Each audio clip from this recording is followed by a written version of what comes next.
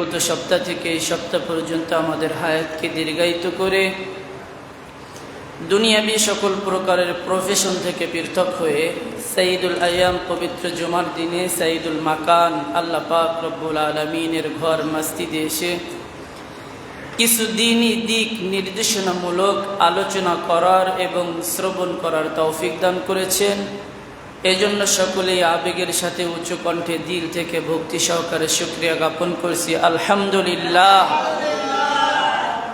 অজস্র ধারায় দুরুদ সালাম বর্ষিত হোক আকায়ে নামদার তাজদার মদিনা জনাবে আহমদ মুহাম্মদ মুস্তাফা সাল্লাল্লাহু আলাইহি ওয়াসাল্লাম ও তার পরিবারের প্রতি। সম্মানিত সুধী ভদ্র সমাজ, আমরা এই মুহররমুল হারাম মাসের ধারাবাহিক সিরিজ আলোচনা করতেছিলাম। এ মাসের গুরুত্ব, তাৎপর্য, ফজিলত এবং স্মরণীয় কিছু ঘটনা আমি আপনাদেরকে শোনাইতেছিলাম।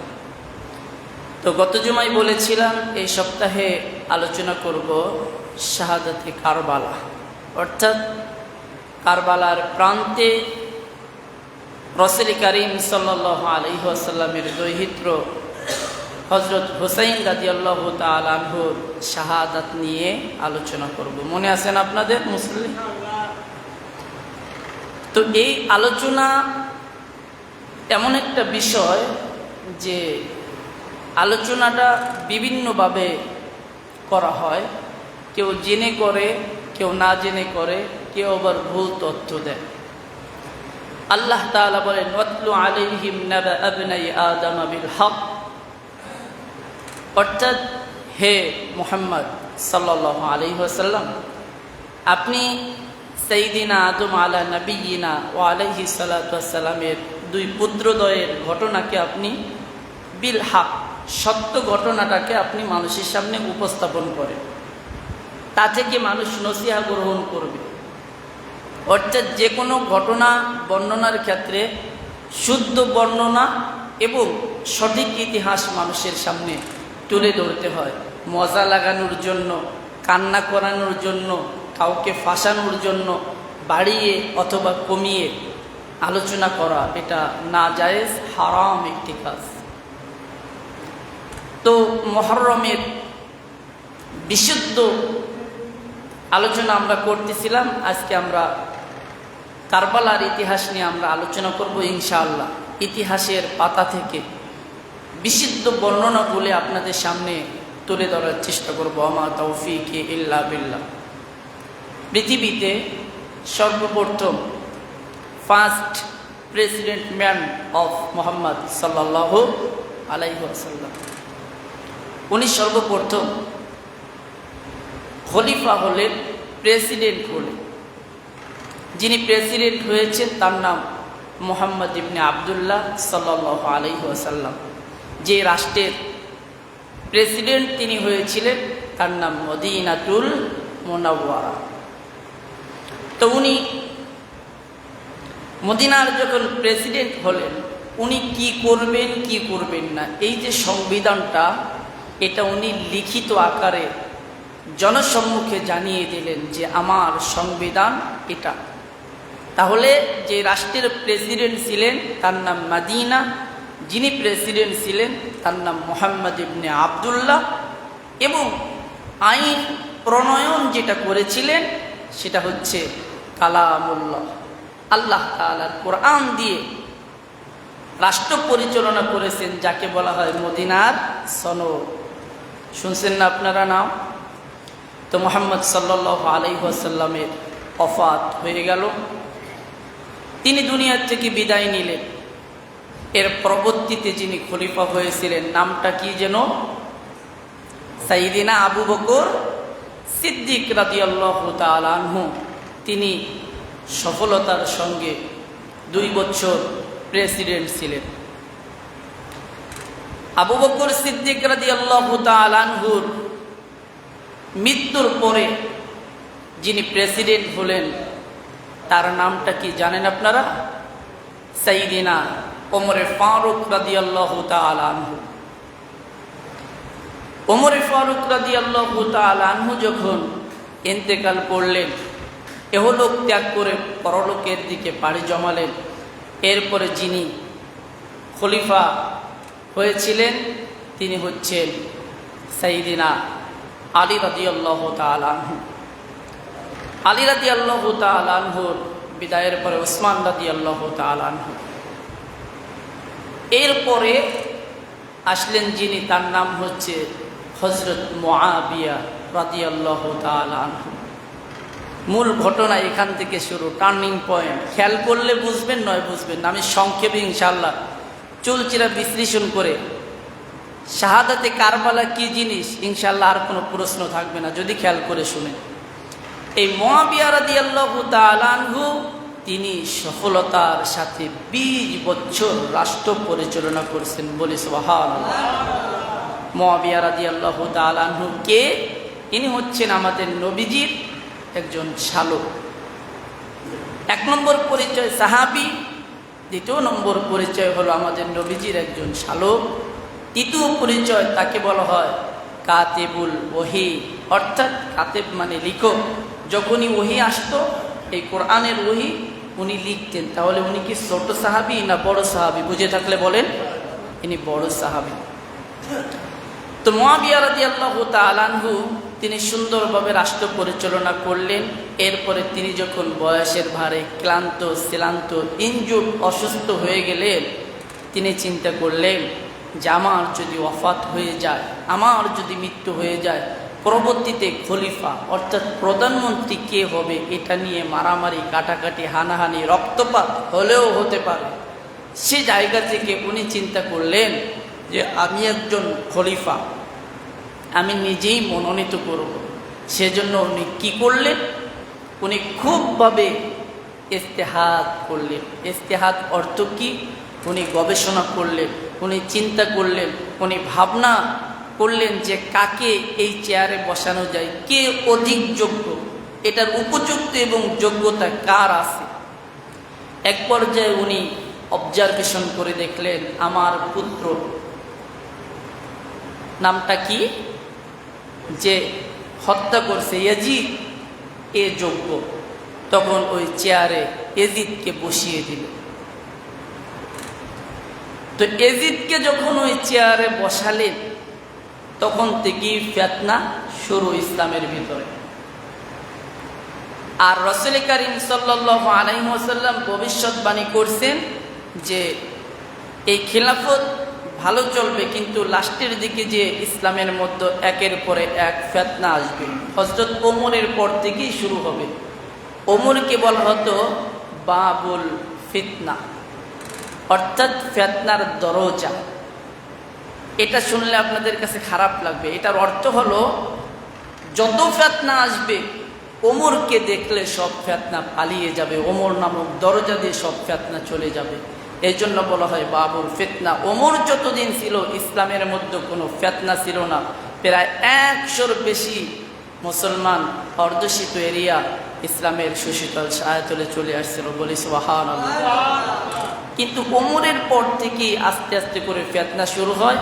তো যখন এই মুআবিয়া রাদিয়াল্লাহু তাআলা আনহু ছেলে ইয়াজিদ, এর নামটা আজকে আমি খালি ভুলে যাচ্ছি, মনে করে দিয়ে ভুলে গেলে, এই ইয়াজিদকে যখন বসাইল, মদিনার কিছু বড় বড় ব্যক্তি, হযরত আবু বকর সিদ্দিক রাদিয়াল্লাহু তাআলা আনহুর ছেলে, হযরত ইবনে আব্বাস রাদিয়াল্লাহু তাআলা আনহুর ছেলে, এরকমভাবে হুসাইন রাদিয়াল্লাহু তাআলা আনহু, তারা আপত্তি করলো যে সে কেন খলিফা হবে, তার চাইতে অধিক যোগ্য ব্যক্তি আজও বেঁচে আছে, বড় বড় সাহাবীরা আছে, সে কেন হবে।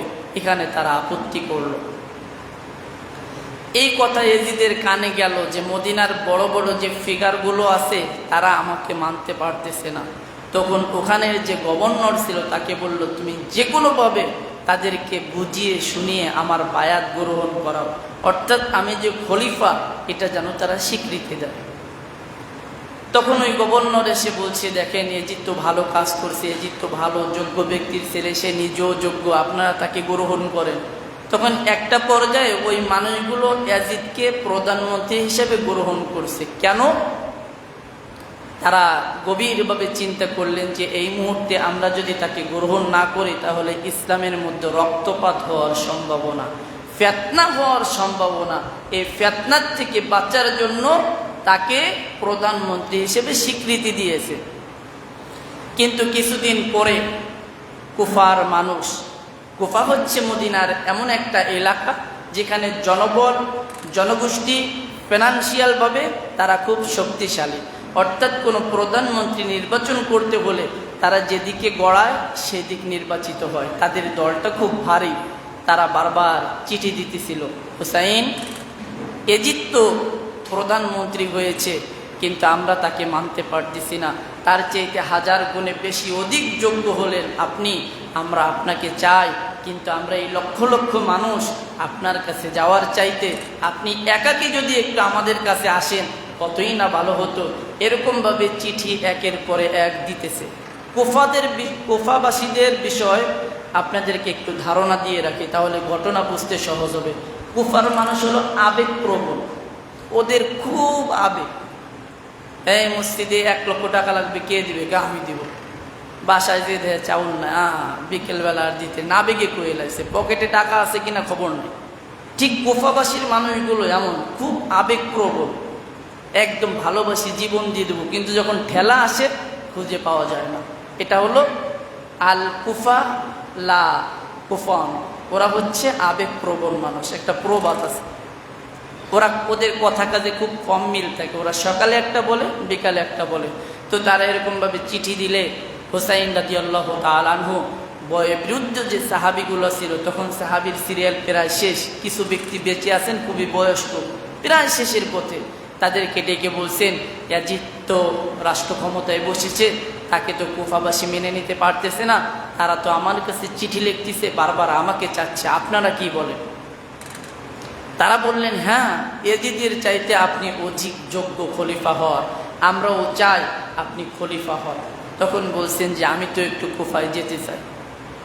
প্রত্যেকটা সাহাবী শরীরের সকল শক্তিকে একত্রিত করে বলছেন, নো নিভা, এটা কখনো হতে পারে না, আপনি কুফায় যেতে পারেন না, আপনি কোনোভাবেই কুফায় যেতে পারবেন না। হুসাইন প্লিজ, আপনি কুফায় যাবেন না, আপনাকে সাবধান করে দিচ্ছি। কেন?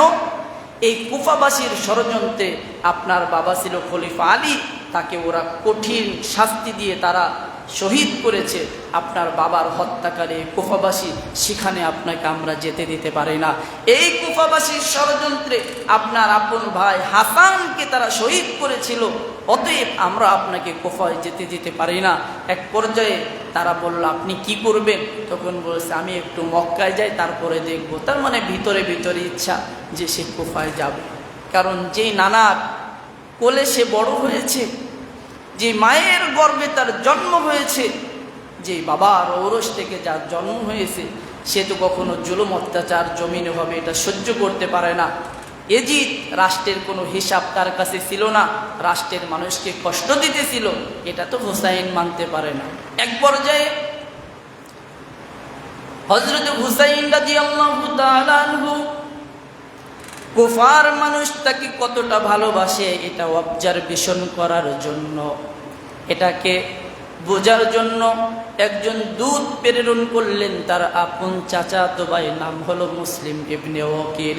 এই ব্যক্তিকে পাঠাইলেন, কুফার মানুষের মনোভাবটা তুমি বুঝে আমাকে তুমি জানাবা, কুফার মানুষ আমাকে কতটুকু চায় আর কতটুকু চায় না। এই মুসলিম বিন আকিল যখন কুফার মধ্যে প্রবেশ করেছে, কুফাবাসী তাকে আমন্ত্রণ জানিয়েছে, ভালোবাসা প্রকাশ করেছে, আকেল আপনি এসেছেন, আমাদের মনের কামনা বাসনা হয়তো পূরণ হতে যাচ্ছে, আমরা হুসাইনকে জীবনে মরণে শয়নে স্বপনে আমরা তাকে চাই, আমরা তাকে ভালোবাসি, আমরা হুসাইনকে খলিফায় বসাবো, এই খলিফার চেয়ারে আমরা হুসাইনকে চাই। সঙ্গে সঙ্গে হুসাইন ওখানে যাওয়ার আগেই 18,000 মানুষ মুসলিম বিন আকিলের হাতে হাত রেখে হযরত হুসাইনের জন্য বায়াত গ্রহণ করেছে।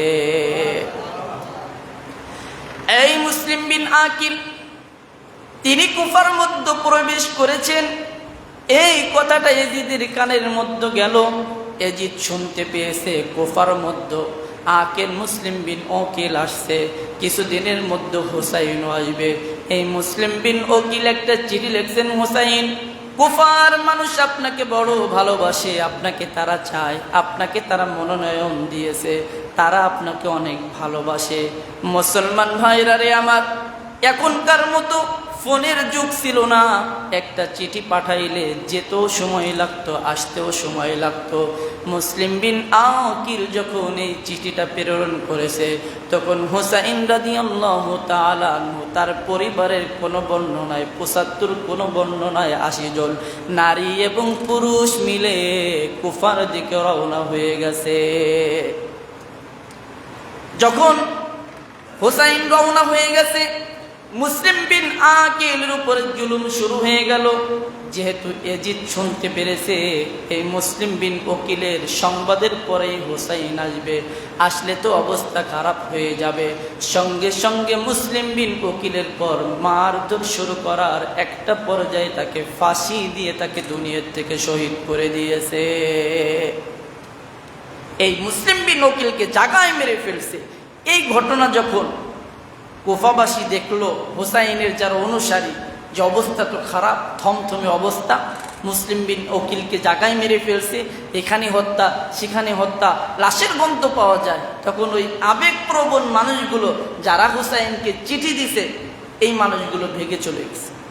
ওই যে বলছিলাম ওরা খুব আবেগী, সকালে একটা বললে বিকালে থাকে না, ওরা সবাই ভেগে গেছে। মুসলিম বিন ওকিল ইনি যখন অবস্থার বেগতিক দেখেছিলেন, উনি একজন ব্যক্তিকে বলেছিলেন, আপনি একটা চিঠি হুসাইনকে পাঠান, সে যেন না আসে, এখানের মানুষ বিশ্বাসঘাতকতা করেছে। ততক্ষণ হুসাইন অর্ধেক পথে চলে আসছে, ফিরে যাওয়ার কোনো সিস্টেম নাই। এই মুসলিম বিন ওকিল তাকেও যখন মেরে ফেলল, হুসাইন রাদিয়াল্লাহু তাআলা আনহু ঢুকে গেছে। এই সময় ইবনে জিয়াদ নামক একজন ব্যক্তি, তিনি ছিলেন কুফার একজন গভর্নর। এই ইবনে জিয়াদ এর জীবন বৃত্তান্ত ইতিহাস ঘেটে দেখা গেছে এ ছিল একটা জারদ সন্তান। এই ইবনে জিয়াদ সঙ্গে সঙ্গে হুসাইনের যে কাফেলা ৫,০০০ সৈন্য নিয়ে তাদেরকে ব্যারিকেড দিয়ে তাদেরকে আটকিয়ে দিয়েছে। বলছে, হুসাইন আপনি কি চান? আপনার ইয়াজিদকে খলিফা মনোনয়ন দিতে হবে, তা যদি না হয় আপনাকে এখান থেকে নড়তে দেয়া হবে না, আপনাকে দুনিয়ার থেকে বিদায় করে দেয়া হবে। হযরত হুসাইন রাদিয়াল্লাহু তাআলা আনহু ডাক দিয়ে বলছে, ইবনে জিয়াদ, তোমার কাছে আমার ৩টা প্রস্তাব। ১ নম্বর প্রস্তাব হলো, শুনে রেখো, আমি এখানে যুদ্ধ করার জন্য আসি নাই। আমাকে কুফাবাসী লক্ষ লক্ষ চিঠি দিয়েছে, আমাকে আহ্বান করেছে, সেজন্য আমি এসেছি। আমি যুদ্ধ এবং রক্তক্ষয়ের জন্য আমি আসি নাই। আমি যদি যুদ্ধ করতে আসতাম, এই নাবালক শিশু এবং মহিলাদেরকে আমি আনতাম না। আমি আরশরোহী ঘোড়ার উপরে চড়ে আসতাম, অস্ত্র শস্ত্র অবস্থায় আমি আমার সৈন্য নিয়ে আসতাম। আমি এসেছি তোমাদের আহ্বানে, তোমাদের কাছে বেড়াইতে। হয় আমাকে ডাইরেক্ট এজিদের কাছে পৌঁছে দাও, আমি সরাসরি এজিদকে হ্যান্ডেল করব, আমি বিস্তারিত শুনব। তা যদি না করো, আমি যেই ঘর থেকে এসেছি আমাকে সেই ঘরে, সেই প্রদেশে আমাকে পৌঁছে দাও। তা না হলে মুসলিম অধ্যুষিত কোনো এরিয়ায় আমাকে যেতে দাও, আমি সেখানে যাব। মুসলমান ভাইরা রে আমার, ইবনে জিয়াদ চিন্তা করলো, ঠিক আছে, সে তো প্রধানমন্ত্রী দাবি করে নাই, বাড়ি ফিরে যেতে চাই, সমস্যা কোথায় যাক, অথবা এজিদের সঙ্গে কথা বলতে চাই, কথা বলো, কোনো সমস্যা নাই। কিন্তু এর মধ্যে একজন ছিল সীমার, নামটাই ছিল সীমার, আসলে একটা শেমর।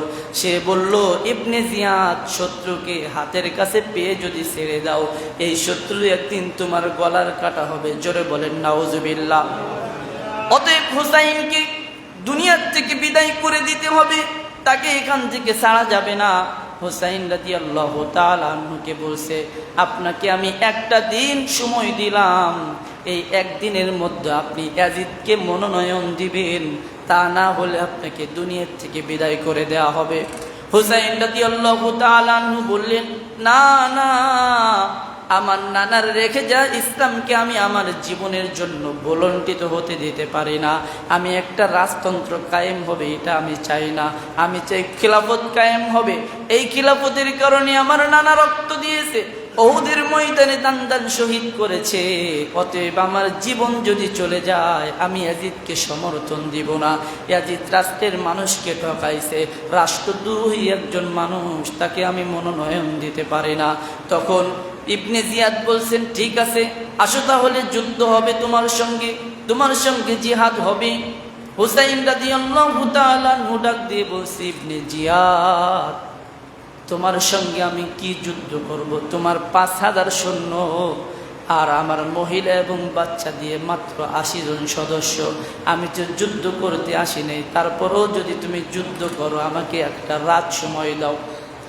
আমি আমার মালিকের কাছে 2টি আঁচলকে উঁচু করে দিয়ে মালিকের কাছে কান্না করব, মালিকের কাছে আমি দোয়া করব, মালিকেরকে সিজদা দিয়ে মন ভরে মালিকের দরবারে আমি কাঁদবো। আমাকে একটা রাত সময় দাও। একটা রাত সময় দেওয়া হয়েছে। 9 তারিখ চলে আসছে মুহররম মাসের। সকালবেলা ইবনে জিয়াদ বলছেন, হুসাইন আপনি কি আপনার সিদ্ধান্তে অনড় না পরিবর্তন করেছেন? আপনি কি ইয়াজিদকে মনোনয়ন দিবেন? বলছে না। তাহলে বলছে ঠিক আছে আসেন যুদ্ধ হবে।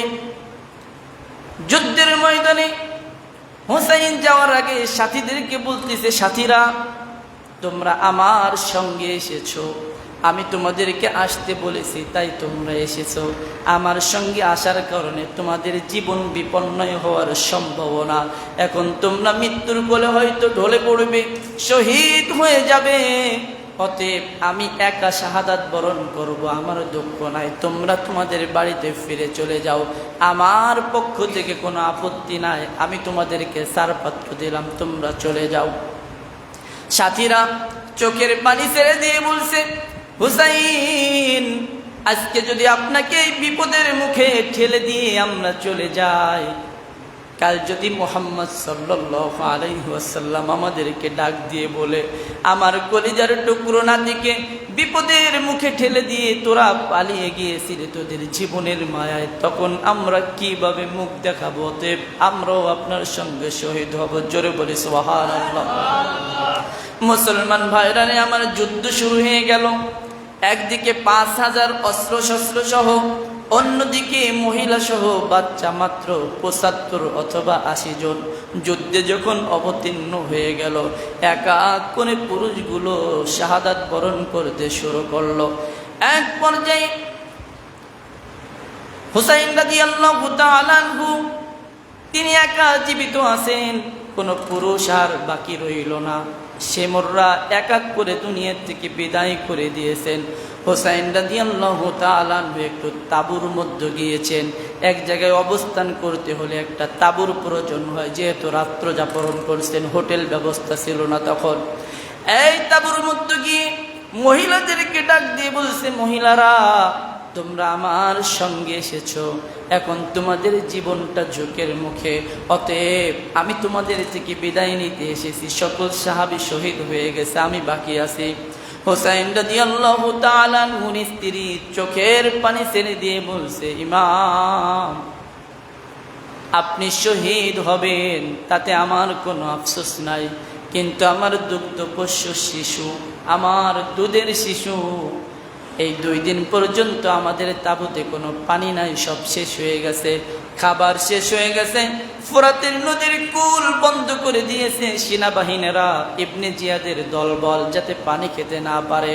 অতএব ফোরাতের তীরে কত অফুরন্ত পানি, কত পশু খেতেছে, কত মানুষ খেতেছে। এই যে ছোট্ট একটা শিশু, তার জন্য আপনি একটু পানি খাওয়ায় তারপরে আপনি যুদ্ধে অবতীর্ণ হন।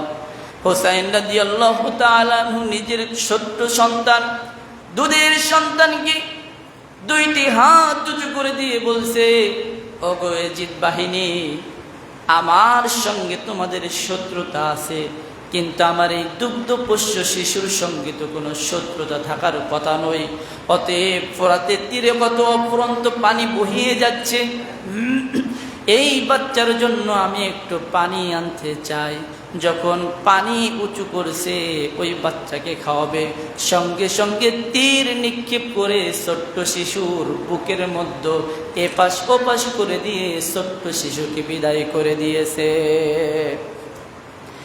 এই সন্তান যখন রক্তাক্ত হয়েছে মায়ের কাছে নিয়ে বলছে, এই যে স্ত্রী তোমার কলিজার টুকরো সন্তান, আর তোমার কাছে পানি চাবে না, আর তোমাকে বিরক্ত করবে না, কান্নাকাটি করবে না, জনমের মতো বিদায় নিয়েছে, ঠান্ডা হয়ে গেছে। আর হোসাইন বলছে, ছোট্ট শিশু, তুমি আওলাদে রসুল, তুমি অন্য কোনো মানুষ নয়। এখনই আমার নানা তোমাকে এমন পানি পান করাবে, জীবনে আর পানির পিপাসা লাগবে না।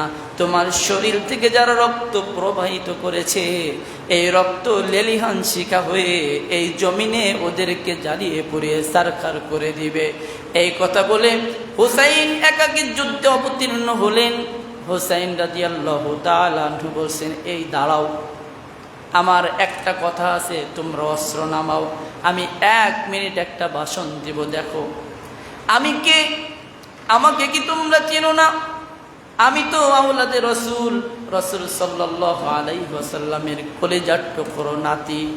এই হোসাইনকে আল্লাহর নবী, বিশ্ব নবী এত বেশি ভালোবাসতেন। একবার নবীজি সিজদায় গেলেন, হাসান এবং হোসাইন কাঁধের উপরে উঠলেন। দীর্ঘ সময় হয়ে যায় সিজদার থেকে আল্লাহর নবী ওঠে না, নাতিরা কষ্ট পাবে। একটা পর্যায়ে চিন্তা করলেন, দীর্ঘ সময় হয়ে গেল, এখন যদি আমি না উঠি নামাজ কি হবে? আল্লাহ পাক রব্বুল আলামিন সঙ্গে সঙ্গে জিবরাইলকে পাঠাইছেন, জিবরাইল তুমি গিয়ে বলো হোসাইন যত সময় পর্যন্ত কাঁধের থেকে নামবে না, অত সময় পর্যন্ত যেন রসুল মাথা না তোলে। জোরে বলি সুবহানাল্লাহ। অর্থাৎ হোসাইনকে আমার আপনার নবী যেমন ভালোবেসেছে, আল্লাহও তেমন ভালোবেসেছে। এই হোসাইন ডাক দিয়ে বলছে, কুফাবাসী, আমাকে কি তোমরা চিনো না? আমি তো রসুলের নাতি, আমি তো মুহাম্মদ সাল্লাল্লাহু আলাইহি ওয়াসাল্লামের কোলে আমি বড় হয়েছি। কিন্তু তার এইরকম আবেগপূর্ণ কথা তাদের হৃদয় গলল না, তাদের মন গলল না। এক পর্যায়ে এমনভাবে তীর নিক্ষেপ করছে, হোসাইন রাদিয়াল্লাহু তাআলা আনহুর বুকের মধ্যে ঢুকে গেছে। তীর ঢোকার পরে রক্ত ফিনকি দিয়ে বের হয়েছে। রক্ত খনন হতে হতে একটা পর্যায়ে অসুস্থ হয়ে গেলে পড়ে আছে, মৃত্যুবরণ করবে। এমন সময় সবাই এগিয়ে আসছে। শেষ সময় কে মারবে এই মানুষটা পাওয়া যাচ্ছে না। দলবদ্ধ হয়ে আসছে ঠিক আছে, কিন্তু লাস্টে জীবনটা কে বের করবে এই মানুষটা নাই। কারণ জানে কাজটা অপরাধ হচ্ছে, সরকারি চাকরি করে, তাই সরকারের গোলামি করতে গিয়ে আওলাদে রসুলের উপর জুলুম করছে। এই জন্য কে আগাবে লোক পাচ্ছে না। কিন্তু একজন ব্যক্তি ছিলেন সীমার, এই সীমার যে লাস্টে একটা তরোয়াল দিয়ে হুসাইন রাদিয়াল্লাহু তাআলা আনহুর কল্লাটাকে ফেলে দিলেন। এই কল্লা ফেলানোর পরে এই কল্লাটা একটা লাঠির মধ্যে ঢুকিয়ে এরকম উঁচু করে ঘোরাইতে ইবনে জিয়াদের পায়ের কাছে নিয়ে রাখছে। জোরে বলি নাউজুবিল্লাহ। ইবনে জিয়াদের পায়ের কাছে যখন রাখছে, তখন একটা লাঠি দিয়ে তার মুখের মধ্যে এরকম খোঁচাচ্ছে ইবনে জিয়াদ। একজন সাহাবী বসেছিল, যায়েদ রাদিয়াল্লাহু তাআলা আনহু ডাক দিয়ে বলছে, ইবনে জিয়াদ, এত সময় যা করছো চোখ বন্ধ করে সহ্য করেছি, আর একবারও বেয়াদবি করবা না। তুমি যেই মুখের মধ্যে লাঠি দিয়েছো, পায়ের কাছে রাখছো, আমি দেখেছি রাসূলুল্লাহ ওই মুখের মধ্যে 1000 বার চুমু খেয়েছে। মুসলমান ভাইরা রে আমার, এইভাবে হুসাইন রাদিয়াল্লাহু তাআলা আনহুকে বিদায় করে দিয়েছে দুনিয়ার থেকে। যেই দিনে বিদায় করেছে সেই দিনটা ছিল 10ই মুহররম।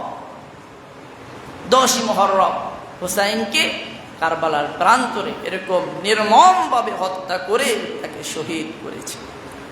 এখন আপনাদেরকে কিছু গঠনমূলক কথা বলব। যারা হত্যা করেছিল এরা ছিল সরকারি কর্মচারী, পুলিশ, বিডিআর আছে না আমাদের দেশে, এরকম চাকরির জন্য অন্যায়ভাবে আওলাদে রসুলকে হত্যা করেছে। এখন আপনাদেরকে আমি জিজ্ঞেস করি, এই যে চাকরির জন্য যেই মানুষটাকে মারলো, কিয়ামতের দিন কি আল্লাহ এদের বিচার করবে না? আচ্ছা, এরপরে যে মারলো, মারার পরে এই কল্লা কি ইয়াজিদ কইছে যে এই লাঠির উপরে নিয়ে আমার পায়ের কাছে রাখ? ইয়াজিদ তো কথা বলে না। তাহলে নেছে কেন? এটা সরকারের কানে যাবে যে এই কল্লাটা কে কাটছে, তার একটু পারমিশন দেবে, ছোট অফিসার হলে বড় বানাবে, সেই লোভে এই কাজটা করছে। এরপরে মাথাটাকে এরকম অপমান করছে কেন? সরকার দেখলে খুশি হবে যে আমার শত্রুকে কে করলো এই কাজটা, সে হাইলাইট হবে, তার পদোন্নতি পাবে। এই ভূমিকায় আমাদের দেশেও একজন ইয়াজিদ ছিল, তার নাম হলো ডিবি হারুন। এই জানোয়ারের বাচ্চা বাংলাদেশের বাগা বাগা আলেমকে সরকারকে খুশি করার জন্য, রুটি খাওয়ার জন্য এরকমভাবে আলেমদের হাতে হ্যান্ডকাপ পরাইছে এবং রিমান্ড দিয়েছে। ঠিক না বেঠিক? জোরে বলে। আহমদ শফির মতো ব্যক্তি, বাবুনগরীর মতো ব্যক্তির হাতে এই জানোয়ারের বাচ্চা হ্যান্ডকাপ পরাইছে। তুই কই এখন? এখন কোথায় তুই? এখন কোথায়? খবর নাই তো। তো সরকার তো আছে সরকারের জায়গায়, তুই কোথায়? মোহতারাম হাজিরিন, তখনকার যেমন সরকারকে খুশি করার জন্য আওলাদে রসুলের সাথে বেয়াদবি করছে, এখনো এরকম জানোয়ার এই দেশের মধ্যে আছে। তুমি একজন পাওয়ারফুল ব্যক্তিকে খুশি করার জন্য যার সাথে বেয়াদবি করলা, আল্লাহর কাছে গিয়ে কি পাওয়ারফুল ব্যক্তি তোমারে বাঁচাইতে পারবে? তুমি একটা মানুষের উস্কানিতে আলেমের সাথে বেয়াদবি করলা, বয়োবৃদ্ধ মানুষের সাথে বেয়াদবি করলা, আল্লাহর ওলির সাথে বেয়াদবি করলা, মনে রেখো ওই পাওয়ারফুল মানুষ কিন্তু তোমার কবরে যাবে না। তোমার কবরে তুমি যাবা, তোমার বিচার কিন্তু 100-তে 100 হবে। ঠিক না বেঠিক? জোরে বলে। মুসলমান ভাইরা রে আমার, হুসাইন রাদিয়াল্লাহু তাআলা আনহু শাহাদাত বরণ করার পরে আমাদের নবীজির স্ত্রী, আমাদের আম্মা জান উম্মে সালমা রাদিয়াল্লাহু তাআলা আনহু, ইনি ঘরের দরজায় বসে কাঁদতেছেন। মহিলারা এসে বলছে, আম্মা আপনি কান্না করছেন কেন? আপনি কেন কাঁদেন? তখন তিনি বলেন, আমি রাত্রের বেলা স্বপ্ন দেখেছি মুহাম্মদ সাল্লাল্লাহু আলাইহি ওয়াসাল্লাম আমার বাড়িতে এসেছেন। দাড়ির মধ্যে ময়লা, চুলের মধ্যে ধুলাবালি, শরীরের মধ্যে ধুলাবালি, অজরে কাঁদতে কাঁদতে দাড়ি মুবারক ভিজে গেছে। আমি জিজ্ঞেস করলাম, ইয়া রাসূলুল্লাহ কান্না করেন কেন? তিনি বলছে, উম্মে সালমা কারবালার ময়দানে আমার হুসাইনকে রক্তাক্ত করছে, আমার হুসাইনকে শাহাদাত বরণ করিয়েছে, আমার হুসাইনের মস্তক নিয়ে ওরা খেলা করেছে। ইবনে জিয়াদ এবং ইয়াজিদ আমার হুসাইনকে দুনিয়ার থেকে বিদায় করে দিয়েছে। রাসূলুল্লাহ স্বপ্নে কান্না করতে করতে একজন স্ত্রীর কাছে এসে বলছে যে, জানো না আজকে কারবালার প্রান্তে আমার হুসাইনকে শহীদ করা হয়েছে। যেই রাসূল স্বপ্নে কান্না করেছেন, কিয়ামতের ময়দানে যে সমস্ত জানোয়ারের ইন্ধনে কলিজার টুকরো হুসাইন রাদিয়াল্লাহু তাআলা আনহুকে শাহাদাত করিয়েছে, আল্লাহর নবী সেদিন একটা একটা করে জাহান্নামে পাঠাবে। ঠিক না বেঠিক? জোরে বলে। সেদিন সাফায়েত করবে না, বলবে সোকান সোকান আমার সামনে থেকে দূর হয়ে যা। যেদিন তার থাকবে সুপার পাওয়ার, সকল নবী বলবে, কি বলবে? যে আল্লাহ আমার কি হবে, হা হুলা আদ্রি আমার কি হবে। আর মুহাম্মদ সাল্লাল্লাহু আলাইহি ওয়াসাল্লাম বলবেন, উম্মতি উম্মতি। সেই দিন এই সমস্ত মানুষ আল্লাহর নবীর সামনে দাঁড়াইতে পারবে না। ইতিহাস হলো কি নিয়ে জ্ঞানজাম? এই খিলাফত নিয়ে জ্ঞানজাম। ইয়াজিদকে মানুষ চায় না। হুসাইন রাদিয়াল্লাহু তাআলা আনহুকে খবর দিয়েছেন যে আপনি আসেন, আপনি অধিক যোগ্য, যাকে বসিয়েছে সে ভালো কাজ করতেছে না, রাষ্ট্রের মধ্যে মানুষের উপর জুলুম করছে। তিনি সংবাদ পেয়ে গেলেন, রাষ্ট্র ক্ষমতা টিকিয়ে রাখার জন্য নবীর দৈহিত্রকে এই দুনিয়ার থেকে বিদায় নিয়েছে। ক্ষমতা কত নিকৃষ্ট জিনিস একটু ভাবুন, একটু ভাবেন। ক্ষমতা, চেয়ারের পাওয়ার কত মারাত্মক জিনিস হলে রাসূল সাল্লাল্লাহু আলাইহি ওয়াসাল্লামের আদরে তিল তিল করে যেই মানুষটা বড় হয়েছে, যারা রাসূলকে দেখেছেন তাদের মতো শিমররা এই রাসূল আওলাদে রাসূলকে বিদায় করেছেন। এখন ইয়াজিদকে মুআবিয়া রাদিয়াল্লাহু তাআলা আনহুর ছেলে তিনি 20 বছর রাষ্ট্র ক্ষমতা চালিয়েছেন, একজন সাহাবী, তিনি এতে ইয়াজিদকে বসাইছিলেন। তাহলে কি মুয়াবিয়া রাদিয়াল্লাহু তাআলা কি খারাপ কাজ করছেন? না, এই কথা বলা যাবে না। যখন রাষ্ট্র ক্ষমতায় বসিয়েছিল তখন তাহাজ্জুদ পড়তো, কোরআন পড়তো, ভালো মানুষই ছিল, সেই জন্য তো তাকে বসাইছে, যোগ্য ছিল। কিন্তু ক্ষমতার চেয়ার পাওয়ার পরে ক্ষমতার লোভে নিকৃষ্ট কাজ করছে। আবার ইতিহাস ঘাটলে দেখা যায় ইয়াজিদ কিন্তু বলে নাই যে হুসাইনকে শহীদ করো, এটা কিন্তু বলে নাই। ইয়াজিদের কথা ছিল যেভাবেই হোক হুসাইন যেন ক্ষমতায় না আসে, আমার চেয়ার যেন টিকে থাকে, এই চেষ্টা করো। কিন্তু ইবনে জিয়াদ এবং এই শেমর, এই দুইজনে মূলত হুসাইন রাদিয়াল্লাহু তাআলা আনহুকে শহীদ করেছে। কিন্তু এই কথা আমি ইতিহাসে পড়ছি, পড়ে আমি মানিনি। আমি ওই ক্লাসেই বলছি এটা আমি মানি না। এই কে রে মানে না? মানে আমি বলছি আপনি আমাকে জবাব দেন, যদি ইয়াজিদ এটার সম্মতি না থাকে তাহলে বিচার কেন করলো না? এই কয়েকজনের বিচার করতো, ইবনে জিয়াদকে হত্যা করতো, কতল করতো। কোরআনের মধ্যে আছে ওয়ালাকুম ফিল কিসাস, একজন ইসলামিক রাষ্ট্রের রাষ্ট্রপ্রধানের উপর একটা ফরজ আছে যেটা আমাদের উপরে নাই। আমাদের উপর নামাজ ফরজ, রোজা ফরজ, টাকা হলে হজ ফরজ, টাকা হলে জাকাত ফরজ। একটা ফরজ আমাদের সাধারণ মানুষের জন্য নাই, সেটা কি? যদি কোনো ব্যক্তি কোনো ব্যক্তিকে হত্যা করে, ইসলামী রাষ্ট্র ব্যবস্থা যদি থাকে, সেই রাষ্ট্রের খলিফার দায়িত্ব হলো তাকে কতল করা। তাহলে ইয়াজিদ ওই সমস্ত মানুষগুলোকে কতল করত। তাহলে ইতিহাসে আমরা বুক ফুলিয়ে বলতাম ইয়াজিদ তাদের বিচার করছে। বিচার তো করে নাই। তাতে বুঝি সরাসরি হুকুম না দিলেও এই হত্যার জন্য সে সম্মতি ছিল। এই জন্য ইয়াজিদকে ফেরেশতা আমরা বলতে পারি না। ইয়াজিদকে আমরা কোনোভাবেই দুধে দেওয়া তুলসী পাতা এটা আমরা বলতে পারি না। তবে কি হয়েছিল আল্লাহু আ'লাম ওয়া রাসূলুহু, ইয়াজিদের মনে কি ছিল জানি না। যদি অপরাধী হয় আল্লাহ যেন কিয়ামতের দিন বিচার করে, বলে আমিন। আর যদি অপরাধী না হয় সেটা আল্লাহ কি করবেন আল্লাহই ভালো জানেন। এখন কিছু লোক মুয়াবিয়াকে গালি দেয়, কি বলে? যে ইয়াজিদ তো মুয়াবিয়ার ছেলে, তো সে তাকে রাষ্ট্রিক ক্ষমতায় কেন বসালো? সে যখন বসিয়েছিল সে গভীর চিন্তা ভাবনা করে দেখছে যে না, এ যোগ্য। এখন চেয়ারে বসার পরে যদি উল্টো পাল্টা করে, সেই দায়িত্ব আর মুয়াবিয়া রাদিয়াল্লাহু তাআলা আনহু হবে না। আর সে ছিলেন একজন আল্লাহর নবীর মনোনীত সাহাবী, তার প্রতি যদি কেউ আঙ্গুল তোলে তার ঈমান থাকবে না। তিনি কাতিবে ওহী ছিলেন, যখনই জিবরাইল ওহী নিয়ে আসতো তিনি লিখে রাখতেন। বড় ধরনের একজন সাহাবী ছিলেন, অতএব তার প্রতি আমরা কেউ আঙ্গুল তুলব না।